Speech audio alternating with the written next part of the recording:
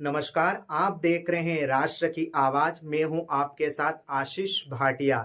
बदनावर विधायक भवर सिंह शेखावत की अध्यक्षता में अनुविभागीय अधिकारी राजस्व दीपक चौहान द्वारा विधानसभा क्षेत्र बदनावर के अंतर्गत समस्त उद्योगों के प्रबंधन की बैठक एसडीएम कार्यालय में आयोजित की गई। बैठक में सिविल हॉस्पिटल के लिए अनिवार्य संसाधन, ऑपरेटर के वेतन, मशीनरी के मेंटेनेंस तथा शासकीय महाविद्यालय कानवन के लिए प्रतियोगिता परीक्षा के लिए पाठ्य पुस्तक, ग्रंथालय एवं कक्षाओं के लिए फर्नीचर, पेयजल की दृष्टिगत वाटर कूलर, स्मार्ट क्लास के लिए डिजिटल पैनल एवं अन्य महाविद्यालय संबंधित सामग्री एवं पशु चिकित्सालय बदनावर, बिडवाल, गाजनोर, दोत्रिया, तिलगारा हेतु भवन निर्माण, पशु चिकित्सा संबंधित X ray machine, sonography machine, lab स्थापित किए जाने के संबंध में आवश्यक चर्चा की गई। उपस्थित प्रबंधक गण द्वारा इस संबंध में आवश्यक सुझाव भी दिए गए। संसाधन एवं सामग्री प्रदाय हेतु समस्त उद्योग प्रमुख द्वारा विधायक शेखावत